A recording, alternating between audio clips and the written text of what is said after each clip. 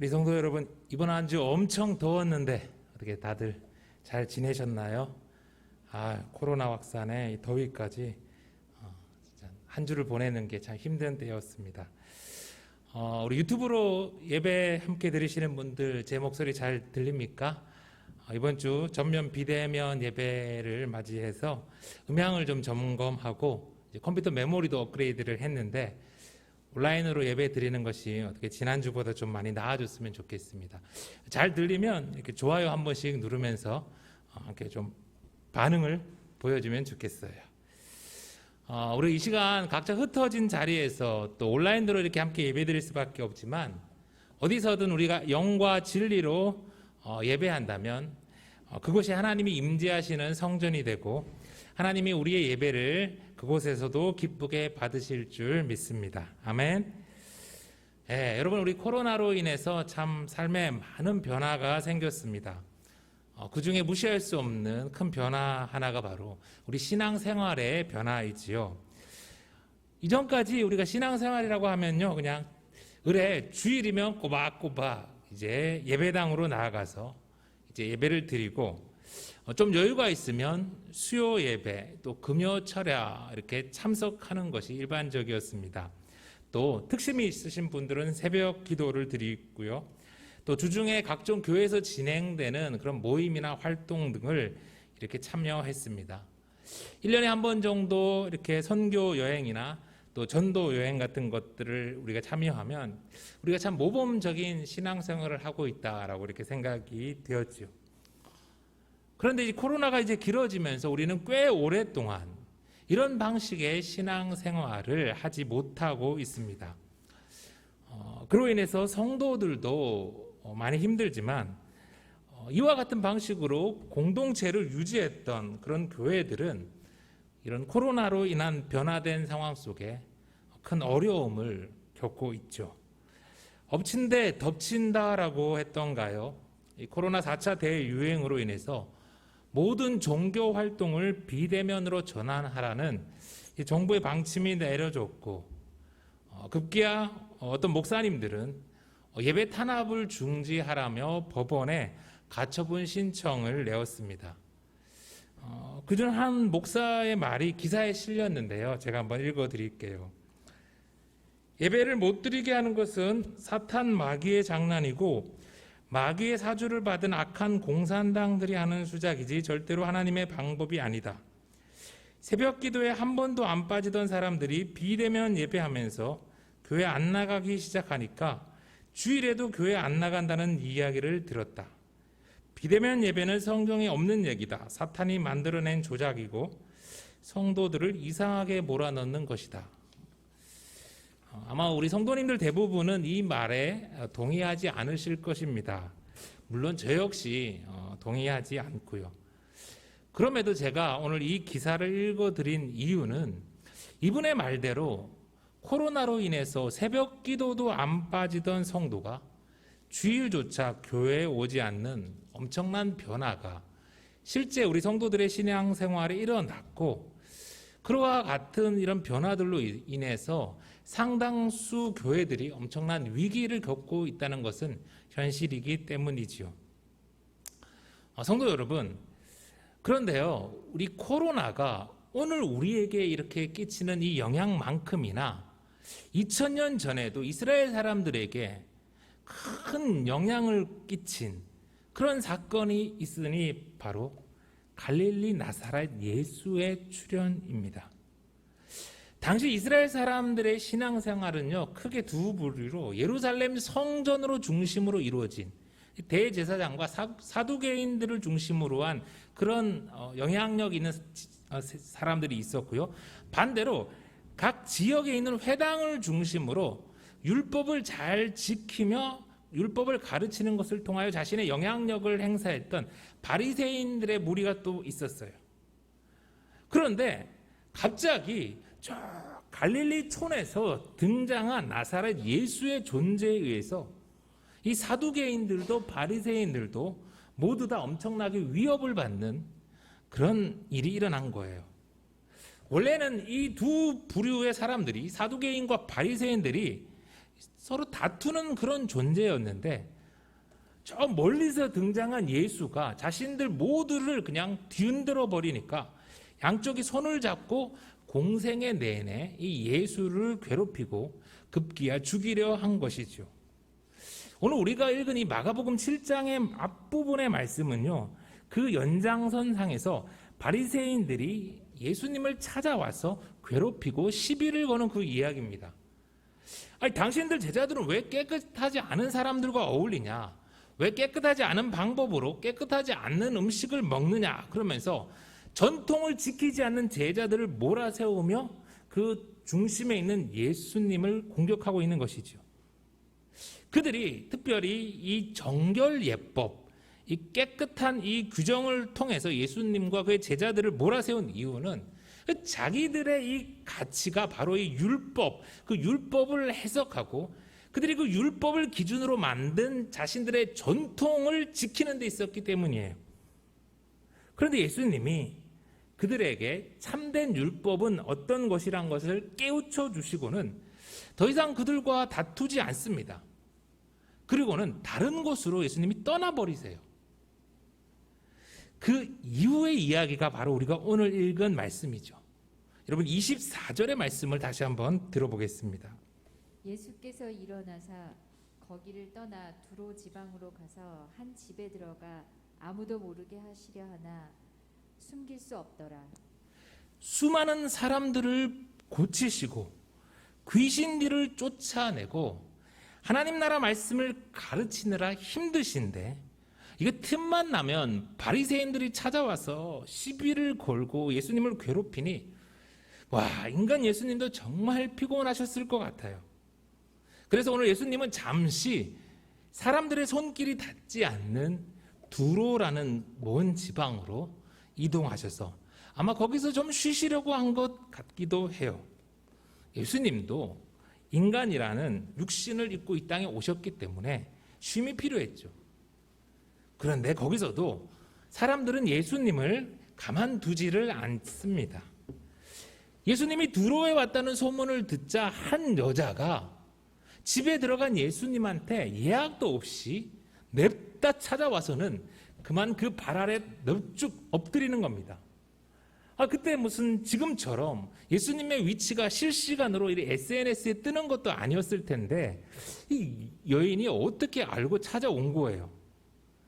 오늘 말씀을 좀 더 잘 이해하기 위해서 같은 사건을 기록하고 있는 마태복음을 보면요, 이 마태복음에는 이 사건을 시작하면서 헬라어 카이이두라는 표현을 써요. 이 무슨 말이냐면 카이이두는 and behold, 그런데 보라라는 말입니다. 아쉽게 우리 한글 성경 번역에는 빠져 있지만 이 헬라어 원문에는 분명히 있는 중요한 단어지요. 그런데 보라.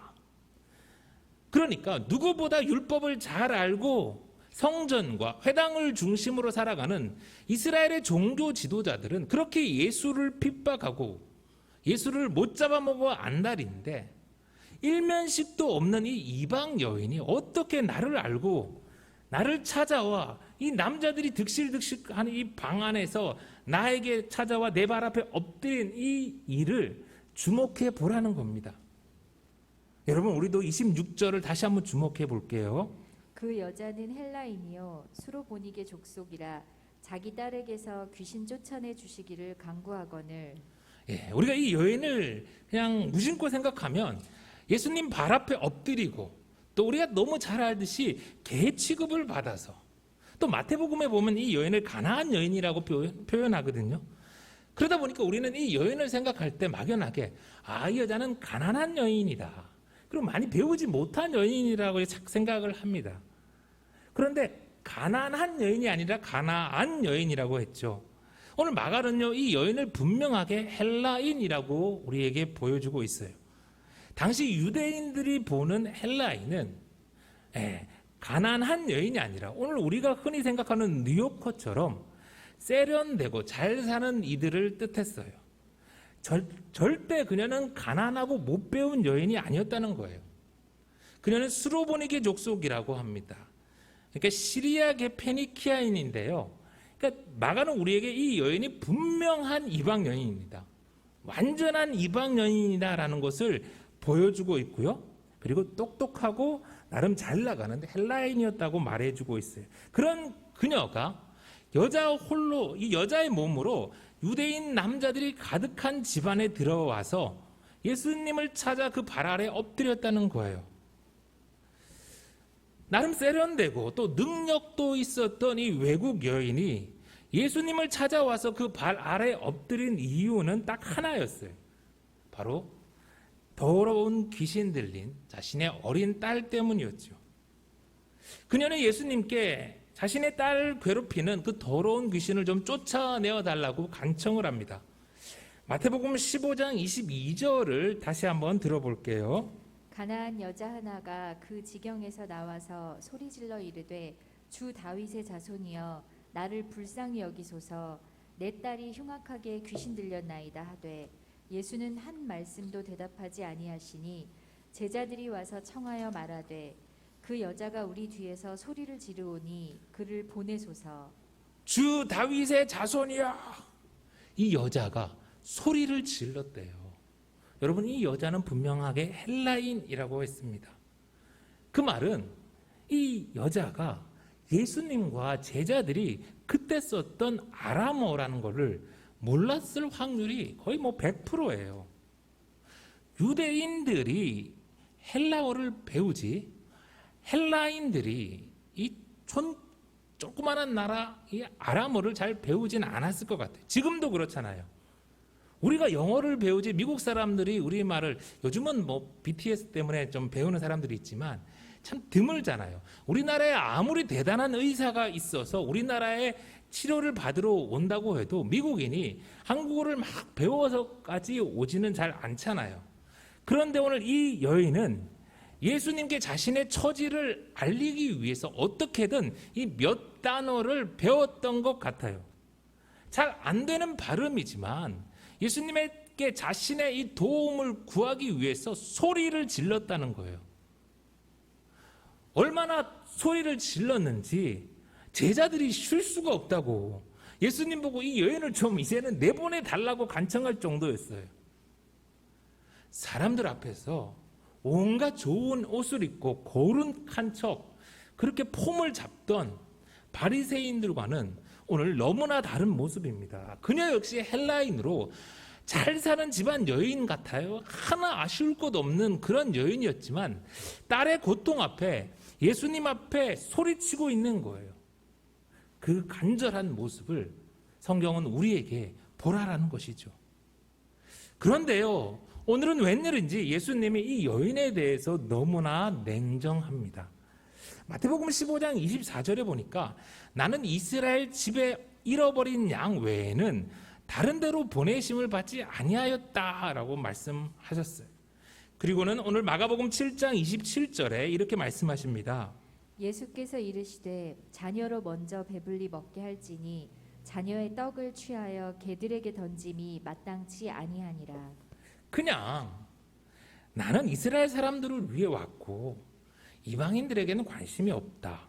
그렇게 말씀하면 될 것을 오늘 예수님은 굳이 개들에게 주지 않는다라고 말씀을 하세요.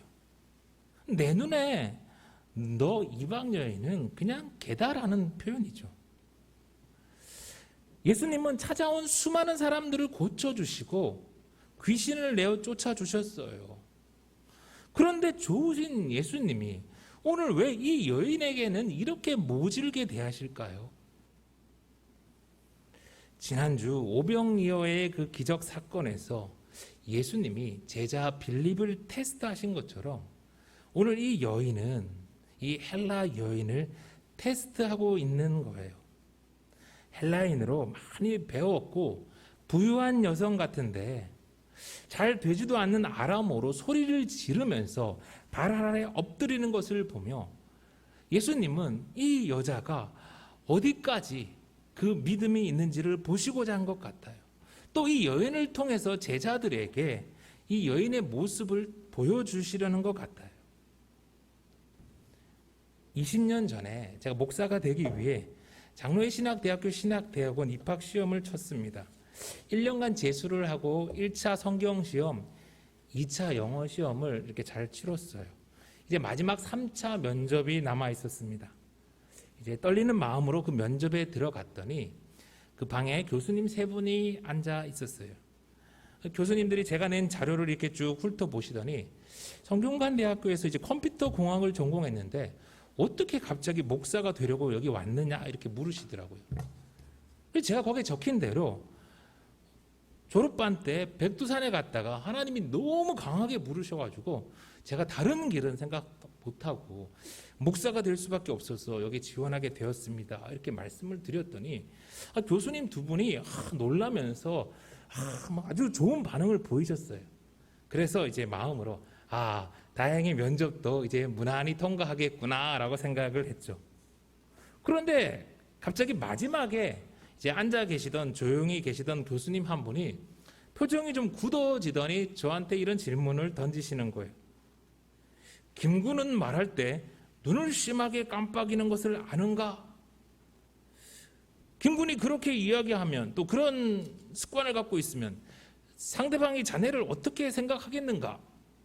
라며 돌발 질문, 예상에 없던 그런 질문을 하시는 거예요. 제가 그 순간에 교수면 교수지 남의 신체적 약점을 그렇게 트집 잡고서 그렇게 인신 공격을 해도 되는 겁니까? 라고 따지고 싶은 마음이 있었지만 아마 그랬으면 제가 그 학교에 들어가지 못했겠죠. 근데 그러지를 않았어요. 여러분, 제가 평소에 온화한 성격이고 제가 잘 참아서 그런 게 아니에요. 그 순간 저는 그렇군요. 제게 그런 습관이 있었군요. 교수님 지적해 주셔서 감사합니다. 제가 고치도록 노력하겠습니다. 평소 저답지 않게 이렇게 모범 답안을 제가 답했는데, 여러분 그때 제가 그렇게 이렇게 대답할 수 있었던 것은 제가 인격이 훌륭해서가 아니라 이유는 단 하나예요. 순전히 그 질문을 한 그 교수님이 누군지를 제가 알았기 때문이에요. 그때 저는 전혀 그런 쪽 방향 교계에 대해서 몰랐기 때문에 장신대 교수가 누구신지도 거의 다 몰랐어요. 그런데 제가 다니던 그 교회 대학부의 후배 한 명이, 그 후배가 장신대를 다녔는데, 학부를 다녔는데 하도 저만 보면 자기 학교에 진짜 훌륭하고 인격적인 교수님이 계시다고 칭찬을 하도 많이 해가지고 저절로 알게 된 분이 딱 한 분 있었는데, 그분이 그날 만난 바로 그분이었던 거예요. 그래서 제가 그분 내가 하도 많이 들어서 아는데 저분이 원래 저런 분이 아닌데, 그러니까 저분이 왜 저런 말씀을 하시는가, 그것이 나를 이렇게 인격적으로 모독하거나 공격하는 것이 아니라 면접이니까 나를 한번 테스트해 보시려고 하는구나 라는 것을 제가 바로 알게 되었고, 그래서 그 테스트에 알맞은 그런 답을 할 수 있었던 것이죠. 사랑하는 성도 여러분, 마찬가지가 아닐까요? 우리도 우리의 인생에 있어서 우리를 시험하는 분이 누군지를 알면 이 시험이 나를 괴롭히려는 것인지 아닌지를 알게 돼요. 그러면 우리가 그 시험을 견디고 통과할 수 있는 거예요. 여러분, 오늘 이 여인은요, 예수님이 넌 개다, 나는 내게 부스러기도 줄 마음이 없다, 그런 말까지 들었지만 포기하지를 않아요. 왜 그러냐면 이 여인은 예수님이 누구신지, 예수님이 무엇을 할 수 있는지를 분명히 알았으니까요. 여러분 28절을 한번 들어보세요. 여자가 대답하여 이르되 주여 올소이다마는 상 아래 개들도 아이들이 먹던 부스러기를 먹나이다. 여러분 주목해서 잘 보셔야 됩니다. 이 여인은 예수님을 뭐라고 하냐면 주여 퀴리에라고 불렀어요. 퀴리에. 마태복음에는 조금 더 구체적으로 이 예수님을 주 다윗의 자손이여라고 불렀어요. 여러분 율법을 끼고 살고 성전과 회당에서 평생을 사는 유대의 종교 지도자들은 예수님이 누구신지를 몰랐어요. 예수님을 따르며 공생의 기간 내내 수많은 기적을 보고 말씀을 들었던 제자들도 여전히 예수님이 누구신지를 몰랐어요. 그런데 오늘 이 헬라인 여자가, 어쩌면 예수님을 처음 본 이 여자가 예수님을 향하여 큐리어스 주님이라고 부르고 있어요. 이 헬라인 여자가 로마의 황제한테나 쓰는 주님이라는 이 고백을 예수님께 하는 거예요. 여러분, 이 마가복음에서 사람이 예수님을 향하여 주님이라고 고백한 것은 이 여인이 처음입니다. 여러분, 정말 놀랍지 않아요? 이 여인은 예수님이 누구신지, 예수님이 무엇을 할 수 있는지를 알았기에 자신에게 쏟아지는 그 어떤 말과 시험도 견딜 수 있었던 거예요. 오늘 이 여인은 예수님이 누구신지를 아는 것으로 그치지 않았어요. 예수님을 찾아갑니다. 찾아가서 제자들이 뭐라 하건, 주변에서 어떻게 자신을 비난하건, 시끄럽다, 꺼져라 라고 하던 여인은 예수님을 주님이라고 부르며 소리치며 안 되는 말로 호소하며 그 발 앞에 엎드려 도움을 구한 거예요.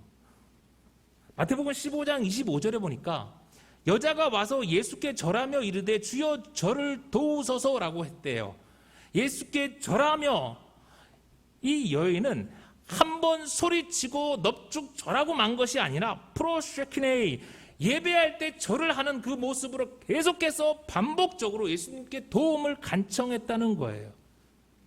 주여 나를 도우소서, 주여 당신은 이스라엘의 목자시지만 오늘은 내게도 주가 되어 주옵소서. 주님은 무엇이든지 할 수 있사오니 주여 이번만은 내게 은혜의 부스럭이라도 주시옵소서. 이방인이라 무시를 당하고 심지어 개 취급을 받아도 그녀는 포기하지 않습니다. 여러분, 우리도 이래야 합니다. 그때 예수님이 말씀하시는 거예요. 29절 말씀을 들으십시오. 예수께서 이르시되 이 말을 하였으니 돌아가라, 귀신이 내 딸에게서 나갔느니라. 이 말을 하였으니, 예수님은 오늘 예수님을 주님이라고 고백하고 스스로를 겸손히 낮추며 은혜를 구하는 이 여인의 말에 주목하셨어요. 말에. 마태복음 15장 28절에는 보니까 여자여 내 믿음이 크도다, 내 소원대로 되리라 하시고, 그때부터 그의 딸이 낫게 됩니다. 예수님은 이 여인의 말, 이 여인의 고백을 믿음으로 보셨어요. 그리고 그녀의 소원을 들어주십니다. 사랑하는 성도 여러분, 코로나로 인해서 예배드리러 현장에 오지도 못하고 새벽 기도도 못 드리고 교회 봉사도 하나도 못하고 전도도 못해도, 그러나 그렇다고 패닉에 빠지고 신앙생활을 못한다 그러고 그래서 누군가를 원망하고 공격한다면 그건 오늘 예수님을 괴롭히던 바리새인의 모습이잖아요. 성경은 오늘 우리에게 분명히 말하고 있습니다. 성전과 회당 모임이 아니라 오늘 내가 예수님을 누구라고 고백하고 있는지, 오늘 내가 어떻게 예수님께 은혜를 구하고 있는지가 진짜 우리의 신앙생활이라고요. 한글 번역에는 여자여라고 되어 있지만요, 헬라어 원문을 가만히 보면요, 감탄사가 하나 더 있어요. 오 여자여라는 거예요. 예수님이 오늘 이 여인을 보고서 오 여자여, 바리새인과 종교 지도자는 그렇게 예수님을 받아들이지 않고 핍박하고 죽이려 드는데, 몇 년을 데리고 있었던 제자들조차도 그렇게 많은 기적을 보고 말씀을 듣고도 예수님을 여전히 누구인지 모르는데 자신을 주님이라고 부르며 발 앞에 엎드려 은혜를 구하는 이 여인을 예수님은 오 여자여 그러면서 완전히 감동받으신 거예요. 여러분, 우리에게 시험이 올 때 욥의 아내처럼 하나님을 욕하고 무시하고 떠날 수도 있습니다. 그러나 오늘 이 여인과 같이 주님 발 앞에 엎드려 은혜를 구할 수도 있어요. 그러면 그 사람에게는 분명 하나님의 은혜가 임할 것입니다. 사랑하는 성도 여러분, 힘든 시절이 이어지지만 이 여인과 같이 우리도 한 번쯤은 예수님을 감동시키는 인생 살았으면 좋겠습니다. 아멘. 이제 예수님이 말씀하세요. 돌아가라. 귀신이 내 딸에게서 나갔다. 만약에 이 여인이 여기서 이대로는 못 갑니다. 예수님, 뭔가 좀 표적을 보여주십시오. 예수님, 나랑 좀 집에 같이 가주십시오. 그랬으면 오늘 이야기는 좀 이상하게 끝났을 텐데, 이 여인은요, 예수님의 말씀 그대로를 믿고 집으로 돌아가요. 믿고 돌아가니 말씀대로 귀신이 나가고 그의 딸이 회복됐대요. 여러분, 이번 주에 제가 새벽에 이렇게 기도를 하며 말씀을 들으면서 이렇게 길을 걷는데 하늘에 먹구름이 가득하고 캄캄하더라고요. 그런데 이제 한 바퀴 돌고 1시간쯤 지나니까 이제 해가 뜨고 또 바람이 불더라고요. 그러니까 어느덧 먹구름도 그치고 어둠도 다 물러갔어요. 여러분, 시간이 필요할 뿐 해가 뜨고 바람이 불면 어둠도 먹구름도 물러갑니다. 우리 인생도 마찬가지예요. 주님이 말씀하셨으면 때가 되면 하나님의 은혜가 임할 것입니다. 가만히 생각해 보니 예수님은 그저 괴롭히는 바리새인들을 피하려 두로에 쉬러 간 것이 아니었어요. 예수님이 두로까지 가신 것은 이 여인을 만나기 위해서, 이 여인의 딸과 그 가정을 구원하시기 위해서 이방 땅 두로까지 피곤한 몸을 이끌고 가셨죠. 그리고 예수님은 또한 이방인 된 우리를 위해서 오셨어요. 코로나로 인해서 그동안 우리가 해왔던 모든 신앙의 생활 방식들이 다 흔들립니다. 그러나 그렇다고 우리의 신앙이 흔들리는 것은 아니에요. 예수님을 주님이라고 고백하는 것, 예수님을 소리 높여 부르며 예수님께 도움을 구하는 것, 예수님 발 앞에 엎드리고 부스럭이라도 주님의 은혜를 구하는 것, 그것이 오늘 저와 여러분에게 필요한 진짜 신앙생활이지요. 성도 여러분, 선하신 주님이 우리에게 왜 이런 시험을 허락하셨을까요? 지난주 오병이어를 드린 아이에게는 예수님이 인생 최고의 추억을 만들어 주시기 위함이라고 했죠. 오늘 이 여인과 같이 우리의 가정을 구원하시고 우리의 소원을 들어주시기 위함인지 누가 알겠습니까? 주여 올소이다마는 상 아래 개들도 아이들이 먹던 부스러기를 먹나이다. 오늘도 우리 주님께 겸손히 그리고 간절히 은혜를 구하며 나아가는 예수 생명의 모든 가족 다 되기를 간절히 소망합니다.